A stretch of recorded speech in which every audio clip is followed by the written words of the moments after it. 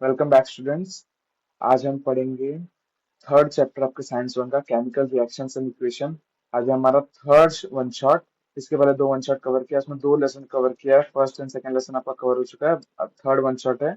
अगर आपने लेसन बिल्कुल भी नहीं पढ़ा है तो भी आपको समझ में आने वाला है। पूरा बेसिक लेवल से लेके चलूंगा।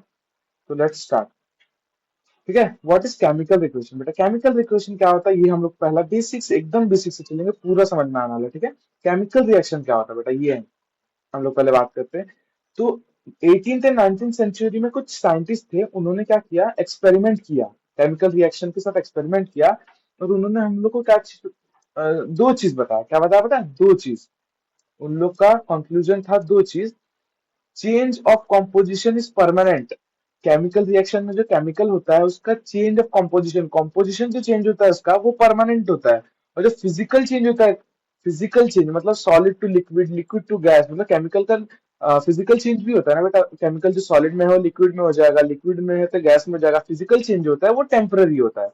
इतना याद रखना, हम लोग को पता है, बेसिक नॉलेज है। फिल इन द ब्लैंक्स में क्या पता पूछ ले। ठीक है, चेंज ऑफ कॉम्पोजिशन होता है परमानेंट और फिजिकल चेंज होता है टेम्पररी। बहुत ही बेसिक कॉन्सेप्ट। ठीक है, आगे बढ़ते हैं।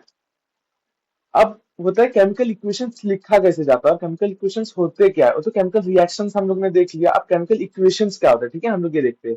तो पहले ना हम लोग को पढ़ के पता चलना चाहिए केमिकल इक्वेशन को लिखा कैसे जाता है। पैराग्राफ टू वर्ड्स में कैसे लिखने का, वर्ड्स टू इक्वेशन में कैसे लिखने का, ये हम लोग को पहले देखना है। उसके बाद स्टेप्स भी है कैसे लिखते हैं केमिकल इक्वेशन को, पहले बेसिक देखते हैं। लेटस तो हम लोग क्या बोलते हैं, a colourless solution of zinc sulphate is formed.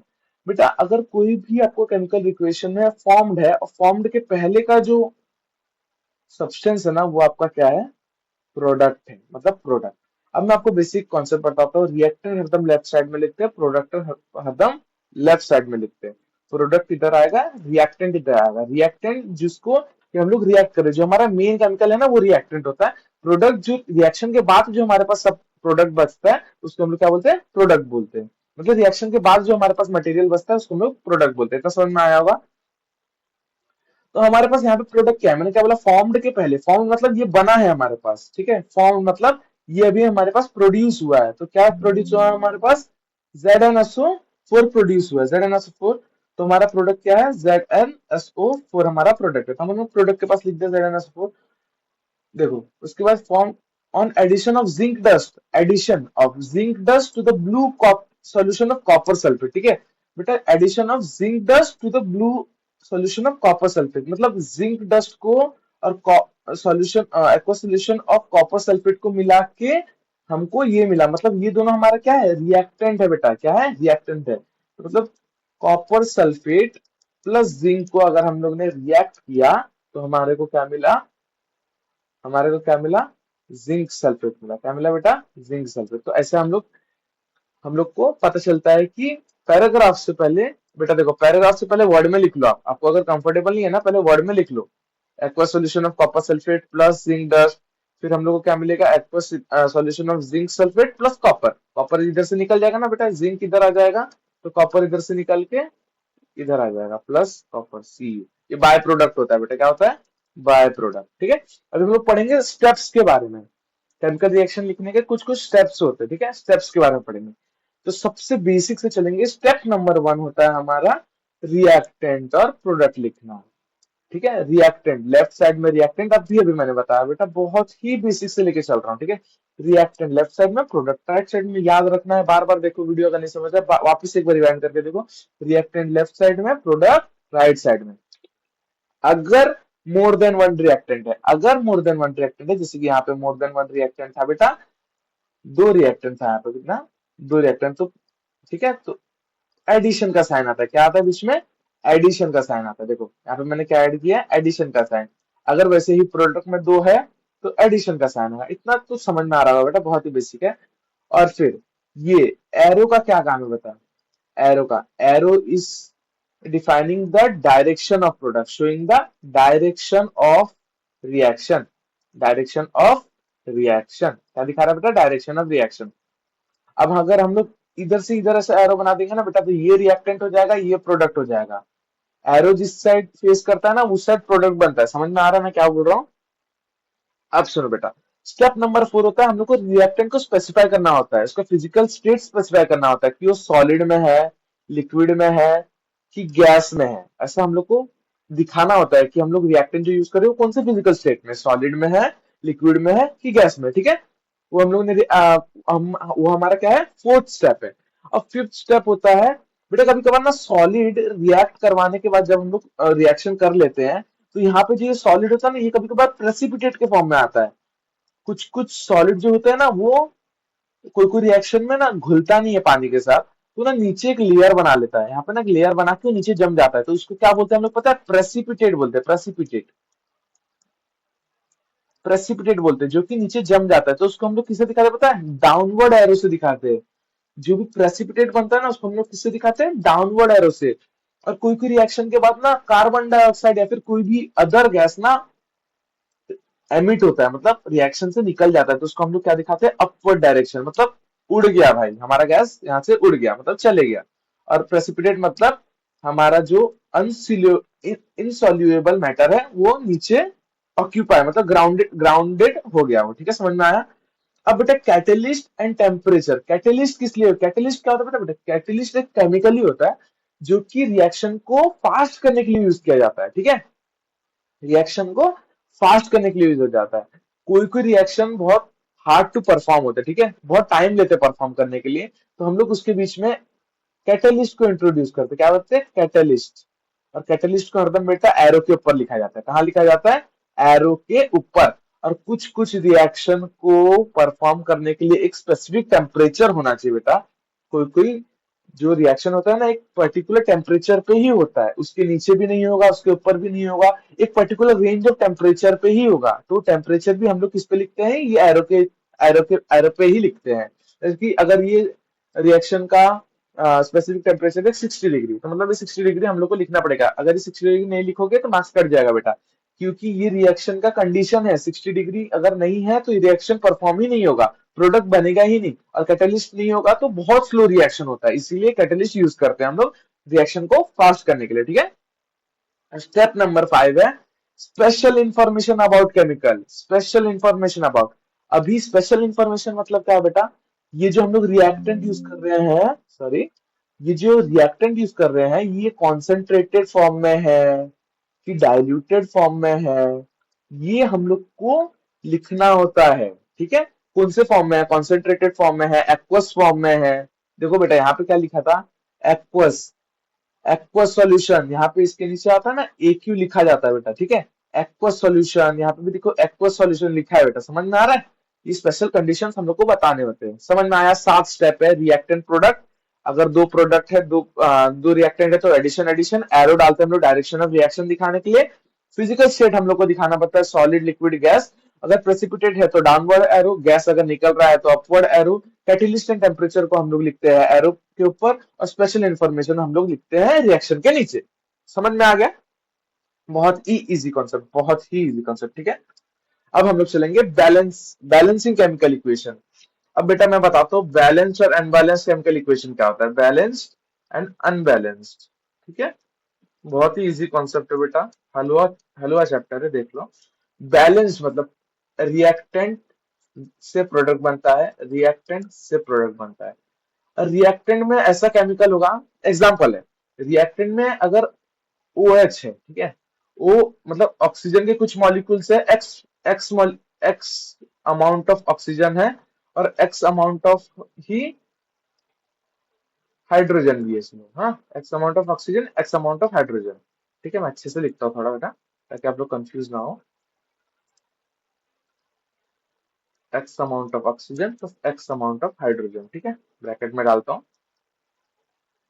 तो प्रोडक्ट में भी एक्स अमाउंट ऑफ ऑक्सीजन ही होंगे और एक्स अमाउंट ऑफ हाइड्रोजन ही होंगे बेटा।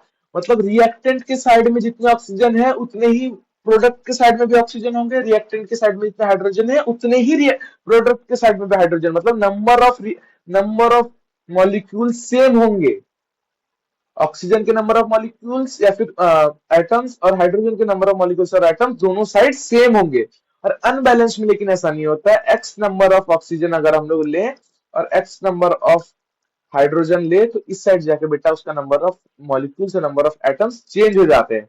मतलब यहाँ पे होंगे y नंबर ऑफ ऑक्सीजन या फिर y नंबर ऑफ हाइड्रोजन। मतलब यहाँ पे अगर 2 ऑक्सीजन है और 3 हाइड्रोजन है तो यहाँ पे कुछ और होगा, 3 ऑक्सीजन होगा, 2 हाइड्रोजन होगा। ऐसे समझ रहे हो बेटा? समझ में आ रहा है? नंबर ऑफ मॉलिक्यूल्स और एटम्स इन द इस रिएक्टेंट प्रोडक्ट में बैलेंस्ड में सेम होते हैं और अनबैलेंस्ड में अलग अलग होते हैं। ठीक है? React number of reactant is not equal to the number of molecules of product. समझ में आ रहा है? बहुत ही इजी कॉन्सेप्ट है बेटा। ठीक है, अब एक एग्जांपल भी लेता हूं अगर आपको चाहिए तो। पहले हम स्टेप्स देखते हैं बैलेंस कैसे करते हैं। ठीक है, बैलेंस कैसे करते हैं उसके स्टेप्स देखते हैं। तो बता स्टेप 1 क्या है? Right the chemical equation from the given word equation. अब बेटा वर्ड इक्वेशन क्या होता है मैंने आपको बोला था अभी अभी। वर्ड इक्वेशन क्या होता है? 2 मिनट रुको, मैं आपको दिखा रहा हूँ। देखो ये होता है बेटा वर्ड इक्वेशन। ये दिया हुआ है ना आपको, ये होता है हमारा वर्ड इक्वेशन। अब ये वर्ड इक्वेशन से आपको केमिकल इक्वेशन लिखने आना चाहिए बेटा। ये तो आपको पता होना चाहिए। केमिकल का नाम दिया आपको, केमिकल फॉर्मूला में लिखना है।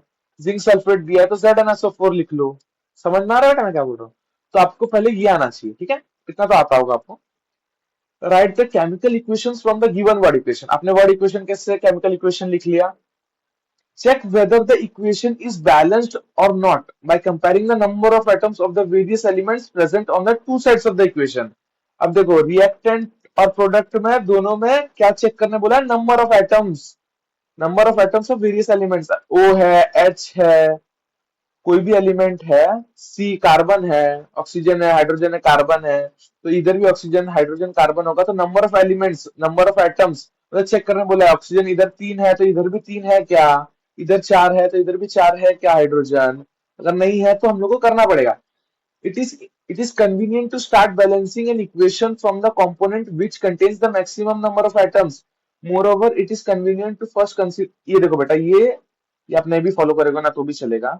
आपको अभी क्या करना है? आपको बैलेंस करना है। ठीक है, आपको अभी बैलेंस करना है। आप कैसे करना है मैं सिखाऊंगा, आप टेंशन मत लो।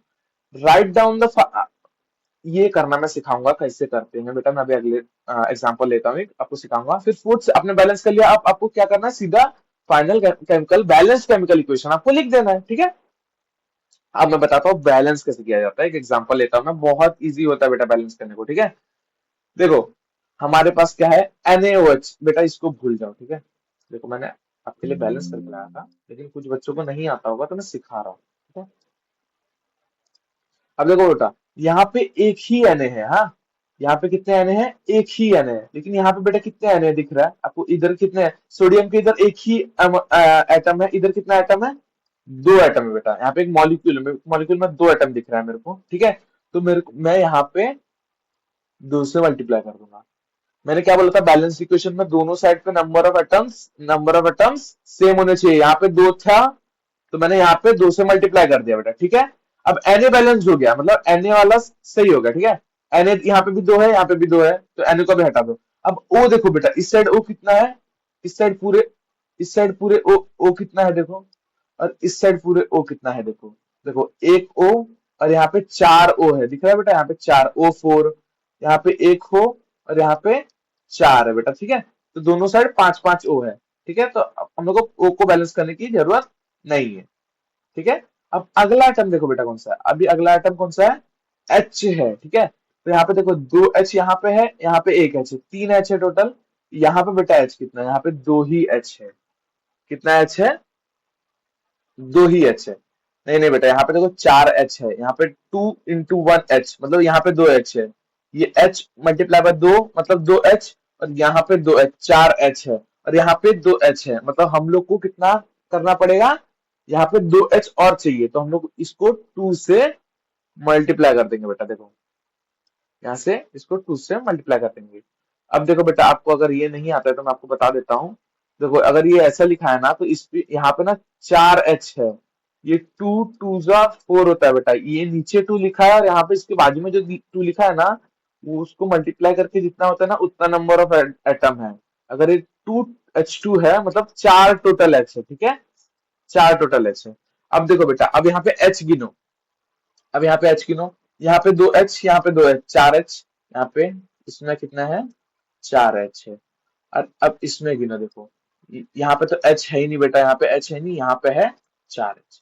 अच्छा H बैलेंस हो गया। अब बेटा यहाँ पे O देखते हैं कितना है। ठीक है, अब यहाँ पे O है, यहाँ पे O है, कितना है? यहाँ पे एक O है, यहाँ पे 4 O है, यहाँ पे 4 O है, यहाँ पे 6 O है, ठीक है। 4 2 6 हो गया। और यहाँ पे भी 2 O है, यहाँ पे 2 इंटू O, अब कितना हो गया, यहाँ पे भी 2 O हो गया बेटा, यहाँ पे 4 O हो गया, कितना हो गया टोटल 6 O। 6 O, यहाँ पे भी कितना हो गया, यहाँ पे 2 इंटू O, 2 O, यहाँ पे 4 O, यहाँ पे भी कितना हो गया 6 O। यहाँ पे कितना है बेटा 2 Na, यहाँ पे भी कितना है 2Na। समझ में आया बेटा कैसे बैलेंस करते हैं? देखो मैं वापस एक बार बता रहा हूँ। यहाँ पे 2Na है, तो यहाँ यहाँ पे 2Na था, यहाँ पे 1Na था, इसलिए 2 से मल्टीप्लाई किया। इसको 2 से मल्टीप्लाई करने की वजह से यहाँ पे एक O बढ़ गया बेटा। पहले 5 O था, यहाँ पे अभी टोटल कितने हो गए 6 O हो गए। O4 और 2 O 6 O हो गए। तो यहाँ पे हम लोग ने 2 से इसको मल्टीप्लाई किया, तो यहाँ पे भी एक O हो गया, यहाँ पे 4 पहले था तो टोटल हो गया 6, तो O भी बैलेंस हो गया। अब यहाँ पे कितना H था बेटा, ये 2H हो गया, और यहाँ पे एक H, यहाँ पे 2H, यहाँ पे 2H, 4H, इसलिए हम लोग इसको 2 से पहले से मल्टीप्लाई करके रखे थे, यहाँ पे भी कितना हो गया 4H हो गया। बहुत ही ईजी है।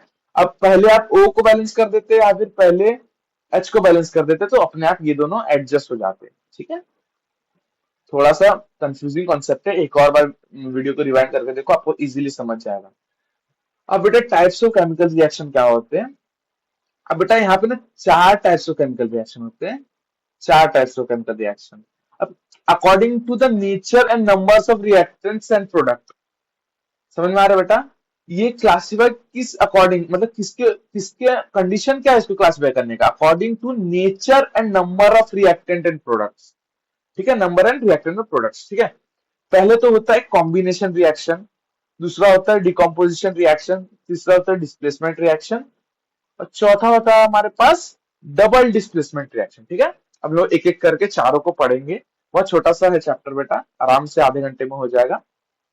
अब ठीक है, अब हम लोग पढ़ेंगे पहला कॉम्बिनेशन रिएक्शन। अब बेटा कॉम्बिनेशन रिएक्शन में कुछ नहीं होता, दो आपको दिए रहेंगे, क्या दिए रहेंगे, दो रिएक्टेंट, नंबर ऑफ रिएक्टेंट कितने होंगे, नंबर ऑफ रिएक्टेंट दो होंगे, और उससे प्रोडक्ट कितना बनेगा, प्रोडक्ट इक्वल टू एक ही बनेगा। तो देखो A प्लस बी करोगे तो आपको C मिलेगा, और C कुछ नहीं होगा, C इन दोनों को मिलके ही बना है ना बेटा, रिएक्शन से प्रोडक्ट बनता है, तो इन दोनों को मिलके ही C बना। तो मतलब A plus B equal to C बनेगा। मैं आपको एक एग्जांपल लेके बताता हूँ बेटा। NH3 जो कि गैस फॉर्म में होगा, और फिर होगा HCl जो कि गैस फॉर्म में होगा, और उससे हम लोग बनाएंगे NH4Cl। NH4Cl बेटा, ठीक है, अमोनियम क्लोराइड बोलते हैं इसको। क्या बोलते हैं, अमोनियम क्लोराइड। ये शायद ये होता है अमोनिया, पता ही होगा आपको। हाइड्रोजन क्लोराइड होता है बेटा, ये हाइड्रोजन क्लोराइड। देखो बेटा यहाँ पे N है कितना, एक, और H3 है, और यहाँ पे एक और H है, मतलब टोटल 4 H है, एक N है, एक Cl है। यहाँ पे एक H है, एक N है, 4 H है, H4, और एक Cl है, NH4Cl। समझ में आया बेटा? बैलेंस है इक्वेशन, मतलब क्या है, इक्वेशन बैलेंस है। देखो इन दोनों को मिलके ही ये बनाना बेटा, इन दोनों को मिलके ही ये बनाना। तो ये क्या हो गया, कॉम्बिनेशन रिएक्शन। कॉम्बिनेशन रिएक्शन का मतलब A plus B equal to C, ठीक है। अभी अगला अगला पढ़ेंगे हम लोग डीकम्पोजिशन रिएक्शन। डीकम्पोजिशन रिएक्शन, आपको एक ही रिएक्टेंट दिया होगा बेटा, उससे आपको दो प्रोडक्ट मिलेंगे, ठीक है। Number of reactant equal to 1, number of product equal to 2, ठीक है। एक एग्जांपल लेता हूं मैं, इजी एग्जांपल है, C12H22O11 से बनेगा 12C प्लस 11H2O। अब देखो बेटा यहाँ पे कितने C है, 12C है, तो यहाँ पे भी 12C है। यहाँ पे H कितना है बेटा, 22H है, लेकिन आप तो बोलोगे सर इधर तो H 11 ही है, लेकिन देखो बेटा यहाँ पे 2 भी तो है। मैंने अभी आपको बोला ना 11 मल्टीप्लाई बाय 2 करोगे तो 22, मतलब यहाँ पे कितना है 22H है, टोटल कितना है 22H है। तो यहाँ पे 22H है, तो यहाँ पे भी तो 22H है। अब देखो बेटा यहाँ पे O कितना है, 11 ही है। देखो यहाँ पे देखो कुछ नहीं है बेटा, मतलब 1 है। अब 11 इंटू 1 करूंगा तो 11 ही आंसर आना है। तो कितना है, 11O है, मतलब ये भी इक्वेशन बैलेंस है। तो देखो बेटा, यहाँ पे तो इससे ही ये बना है, लेकिन देखो ये एक ही दिया था रिएक्टर, लेकिन यहाँ पे तो दो दो प्रोडक्ट बन गया ना बेटा, इसलिए इसको हम लोग क्या बोलते हैं, डिकम्पोजिशन रिएक्शन। डिकम्पोजिशन रिएक्शन मतलब टूट जाना। क्या हो जाना, टूट जाना, ठीक है। अब हम लोग थर्ड पढ़ेंगे डिस्प्लेसमेंट रिएक्शन। क्या पढ़ेंगे, डिस्प्लेसमेंट रिएक्शन। डिस्प्लेसमेंट रिएक्शन में क्या होता है बेटा, देखो डिस्प्लेसमेंट रिएक्शन में क्या होता है, आपको एक रिएक्टेंट दिया हुआ है। अब बेटा आपको पता होगा मॉलिक्यूल जो है आयन, एक आयन पॉजिटिव होता है, एक आयन नेगेटिव होता है, इससे एक मॉलिक्यूल बनता है, ठीक है।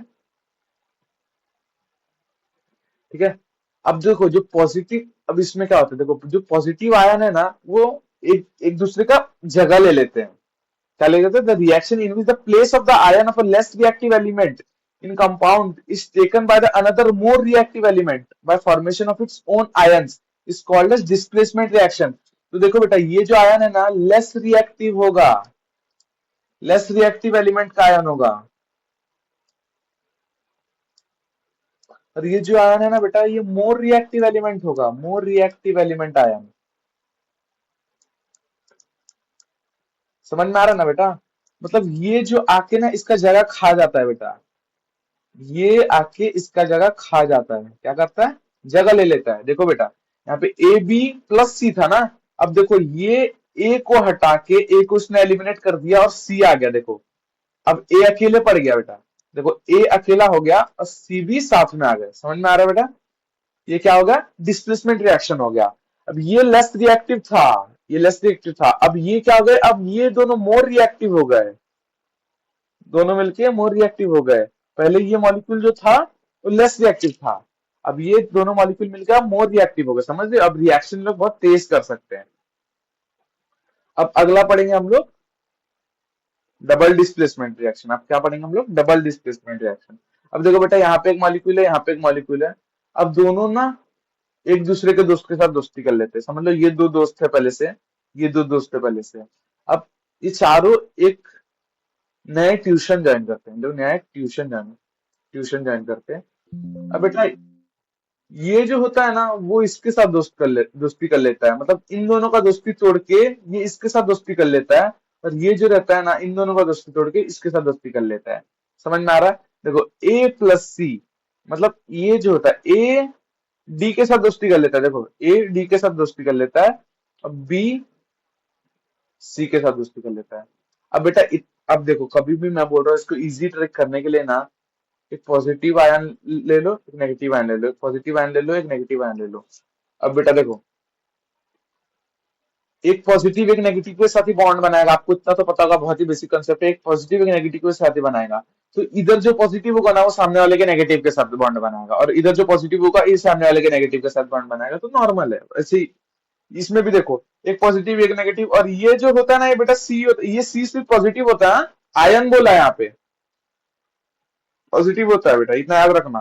तो इसका पॉजिटिव, देखो इसका पॉजिटिव नेगेटिव बनाएंगे, लेकिन ये तो लेस रिएक्टिव है ना, इसको फेंक देंगे लोग।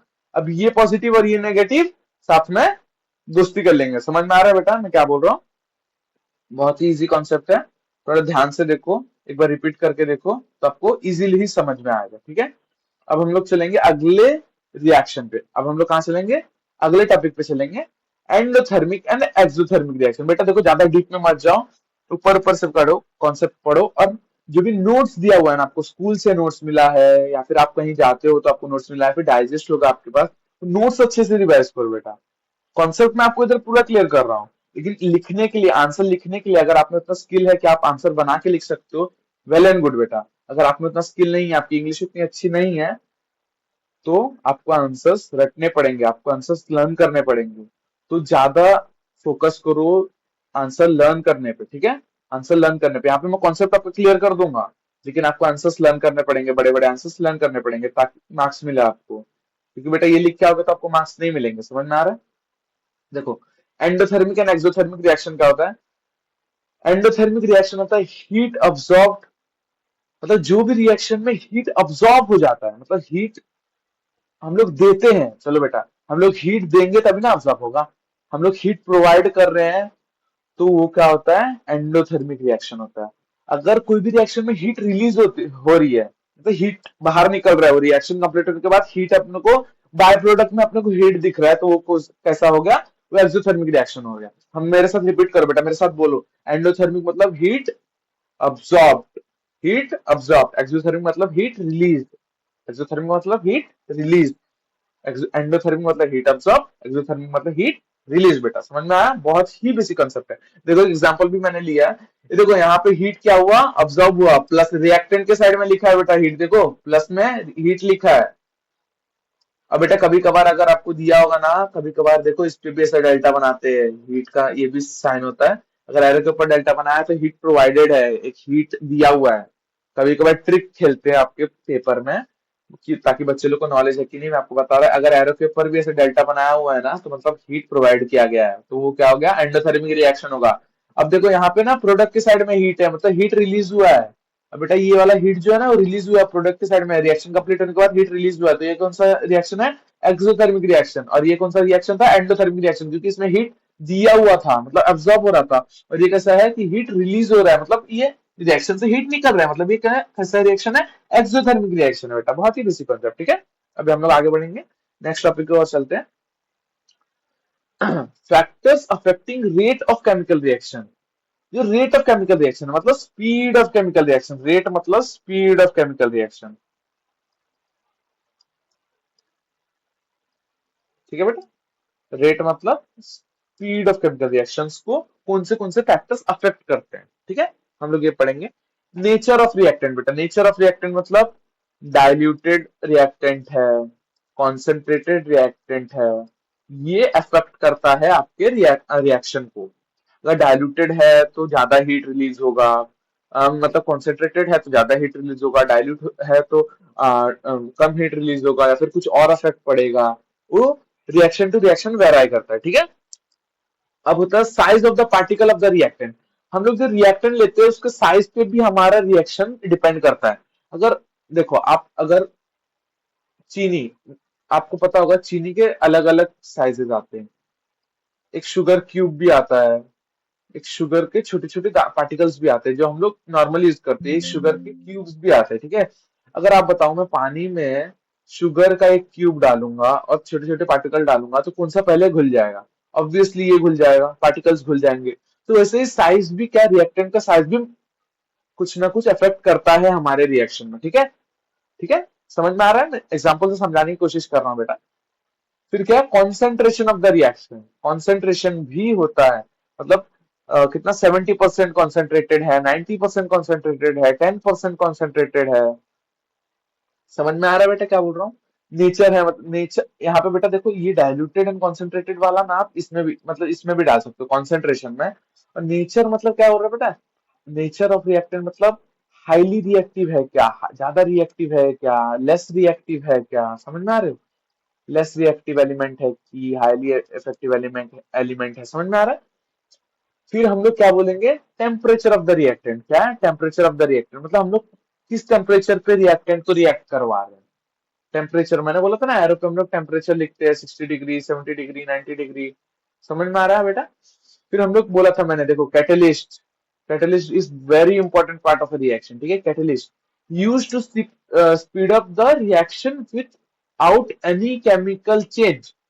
क्या बेटा, ये क्या कैटलिस्ट का कुछ काम नहीं है बेटा, मैं एक और बार आपको बहुत आराम से समझा रहा हूँ। कैटलिस्ट का कुछ काम नहीं है, कैटलिस्ट ना बस रिएक्शन को स्पीड स्पीड में करवाता है, मतलब हमारे टाइम को बचाता है, क्या करता है, स्पीड में बढ़ाता है, और कुछ भी चेंज नहीं करता है रिएक्शन में, मतलब कुछ भी चेंज नहीं होगा, ना केमिकल कंपोजिशन चेंज होगा, ना कोई कंडीशन चेंज होगा, ना प्रोडक्ट अलग बनेगा, कुछ भी चेंज नहीं होगा बेटा, बस रिएक्शन का स्पीड बढ़ जाएगा। समझ में आया।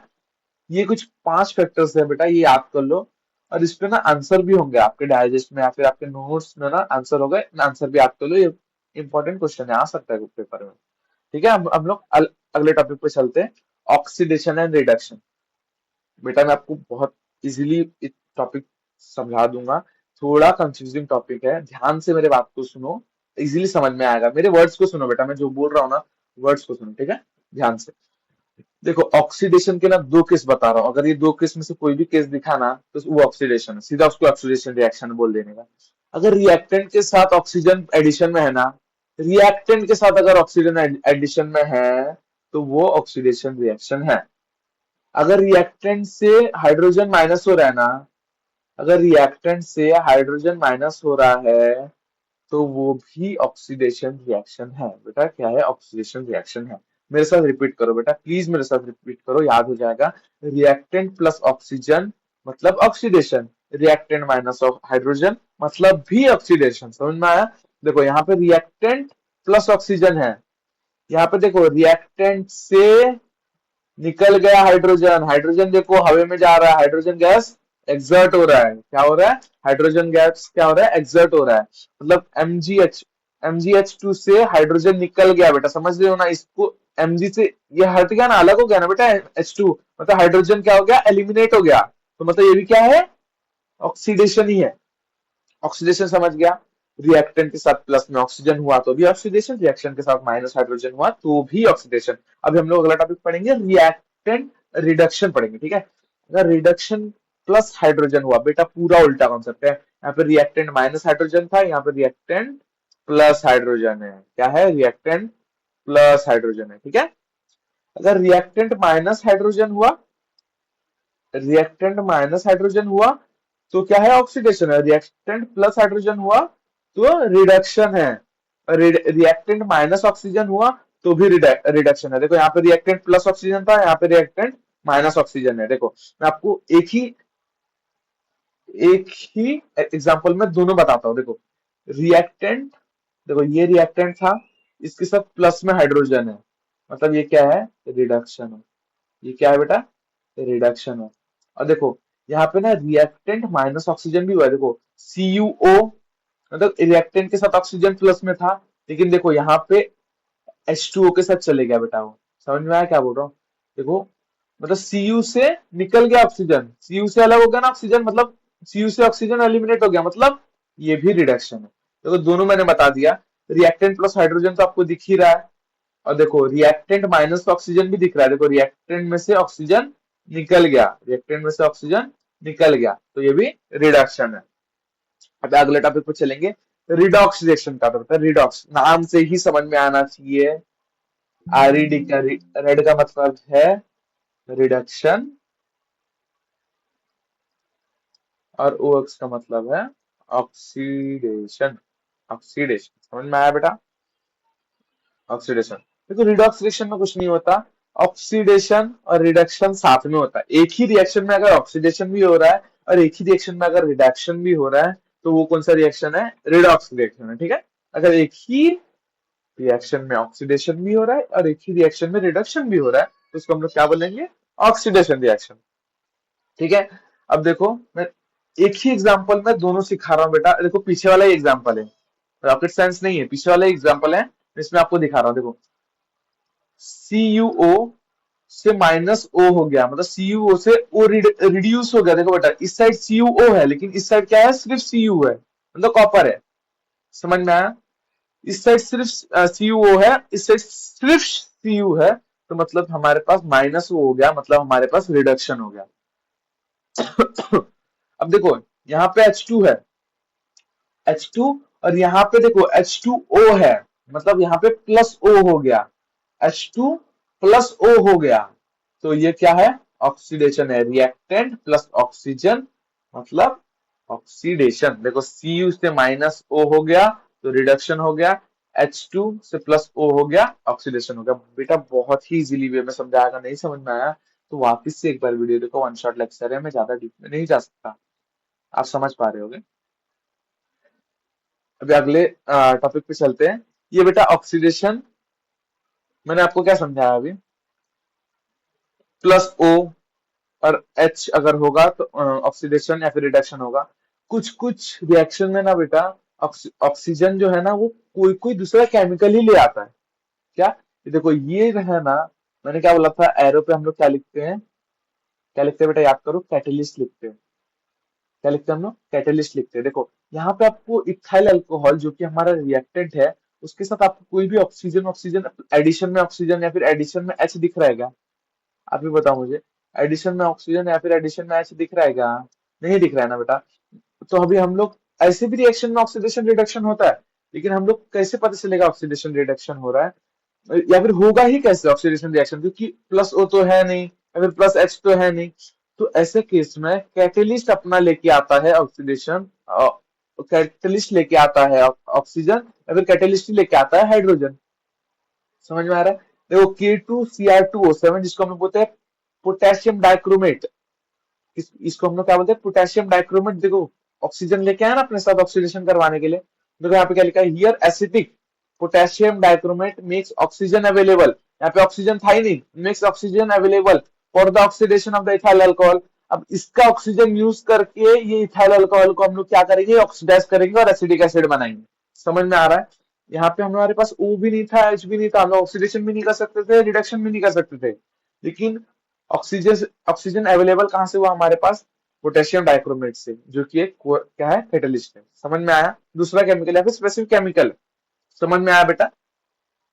इजी कॉन्सेप्ट है, मेरे वर्ड्स पे ध्यान दो, ठीक है?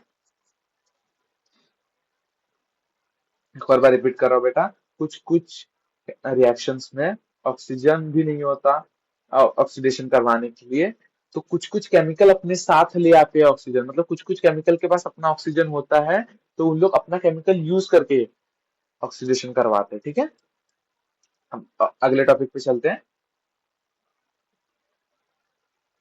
कोरोजन, कोरोजन मतलब बेटा, आप ऑब्जर्व किए रहोगे कुछ दिनों तक आप नेल्स, मतलब खिल्ला जो होता है ना अपना नेल, जो कि हम लोग यूज करते हैं,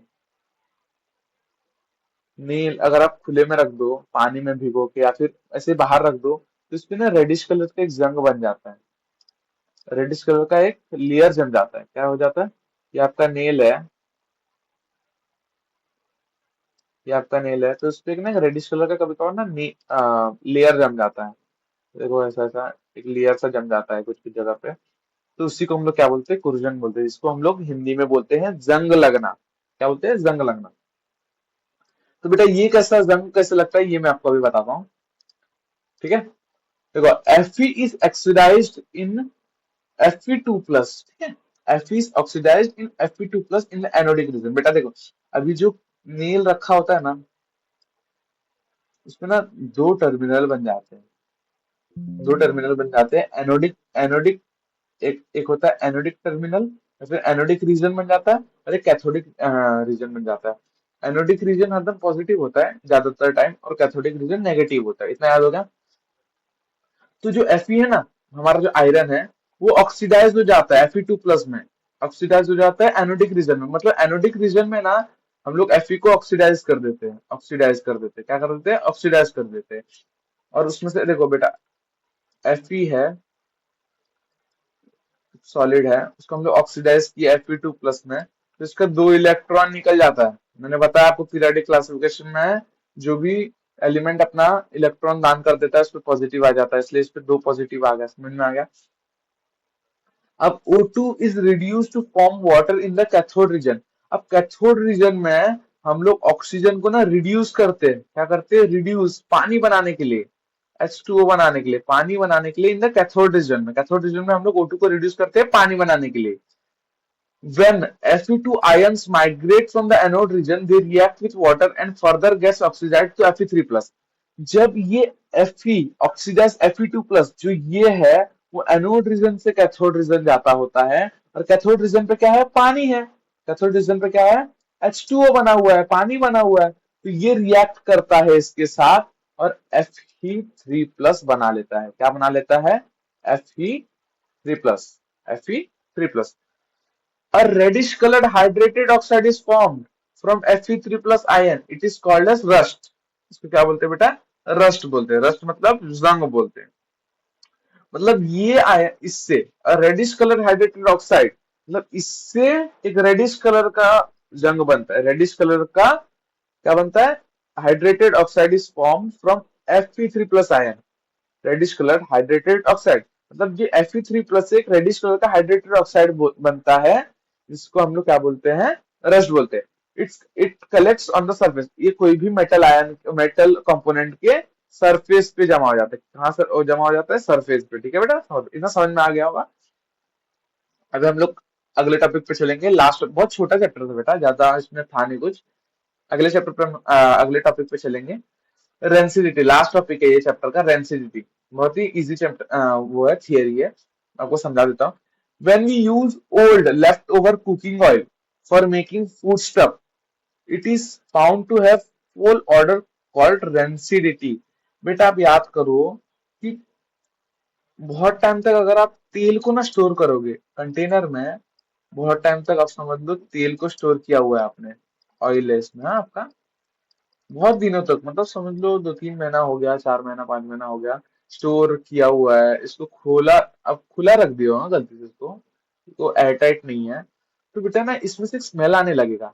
या फिर आप कोई भी फ्राइड ऑब्जेक्ट खाओगे ना, अब समझ लो फ्रेंच फ्राइज खा रहे हो आप, हाँ? अब आपका पेट भर गया तो आपने थोड़ा फ्रेंच फ्राइज ना ऐसे खुले हवा में रख दिया, कि आपका प्लेट है, फ्रेंच फ्राइज खा रहे थे, थोड़ा आपने रख दिया ऐसे ही खुले हवे में, नहीं खाया आपने, आपका पेट भर गया था, आपने नहीं खाया, क्योंकि आप बर्गर भी खाए रहोगे ना फ्रेंच फ्राइज के साथ, सिर्फ फ्रेंच फ्राइज थोड़ी खाओगे। तो जो फ्रेंच फ्राइज बच गया था बेटा, उसको थोड़ी देर बाद आप जब वापस खाने जाओगे तो आपको आपको मन नहीं करेगा खाने का, क्योंकि इसमें से एक स्मेल आता है, ओडर आता है, स्मेल आता है। उसको ही हम लोग क्या बोलते हैं? रेंसिडिटी बोलते हैं। क्या बोलते हैं? Rancidity. If food is cooked in such oil, its taste also changes. When oil or ghee is left aside for a long time or fried food is left aside for a long time, it undergoes air oxidation. मतलब इसको क्या होता है? Air oxidise कर देता है and becomes rancid. Rancid is food stuff cooking or oil heat is prevented by using antioxidants. The process of oxidation reaction of foodstuffs can also be slowed down by storing it in airtight container. देखो मैंने इसीलिए बोला था ना कि आपने खुला छोड़ दिया था इसको, मैंने इसलिए बोला था ना, अगर आपका ढक्कन बंद होता, अगर इसके अंदर हवा नहीं जा पाता, तो ये कभी भी रेंसिड नहीं होता। अब मैंने बोला था ना, ये खुला रह गया आपका, आपने ढक्कन बंद करना भूल गया, इसलिए आप इसके अंदर से स्मेल आ रहा है। तो क्यों स्मेल आ रहा है? क्योंकि ऑयल को जाके एयर ने क्या कर दिया है? ऑक्सीडाइज कर दिया। एयर ऑक्सीडेशन, समझ में क्या हो रहा है? ऑक्सीडाइज कर रहा है, एयर जो है वो हमारे फूड्स को या फिर ऑयल को ऑक्सीडाइज कर रहा है।